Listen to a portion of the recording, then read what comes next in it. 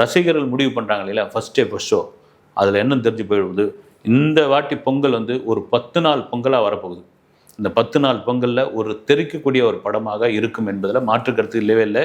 தியேட்டருக்காரங்க distributor மாதிரி நாம் சொல்கிற ஒரு விஷயம் என்னென்னா, இந்த தமிழ் சினிமா நல்லா இருந்தால் தாங்க எல்லாரும் நல்லா இருப்பாங்க. ஒரு 1000 2000 குடும்பம் நல்லா இருக்கும். ஜனநாயகனும் ஓடட்டும், பராசக்தியும் ஓடட்டும், 2 படமே நல்லா ஓடட்டுமே, இதில் போய் என்ன இருக்குது? 2த்தையும். ஏன்னா மக்கள் வந்து மற்ற நாளாக இருந்தால் வந்து பார்க்க மாட்டாங்க. ஒரு ஃபெஸ்டிவல் டைமில் தாராளமாக வருவாங்க. இந்த படத்துக்கு போயிட்டுமா, சூப்பராக இருக்குப்பா, அடுத்த படத்துக்கு போவோம் போகணும். ஏன்னா 2த்துக்கும் பாதி ஸ்க்ரீன்ஸ் தான் கொடுக்க போகிறாங்க. ஒரு 1000 ஸ்க்ரீன்ஸ்னால் 500 கொடுக்க போகிறாங்களா, இல்லை 600 400 கொடுக்க போகிறாங்க.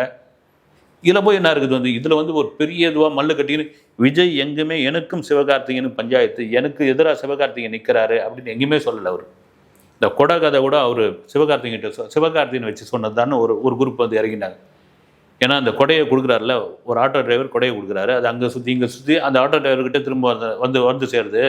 அதே போல் துப்பாக்கி வந்து நான் சிவகார்த்திகேயனில் கொடுத்துட்டேன், அது எங்கெங்கேயோ சுற்றி எங்கள் கையில் தான் வரப்போகுது அப்படின்றதுக்காக விஜய் சொன்னதாக அவர் ஒரு குட்டி ஸ்டோரி சொன்னார். இது எல்லாத்துலேயும் வந்து அர்த்தம் எடுத்து சிவகார்த்திகேயனை அடிக்கிறதுன்னு ஒரு முடிவு பண்ணி அடிப்பது வந்து ஒரு தவறான வன்மத்தோடு அடிக்கிறது.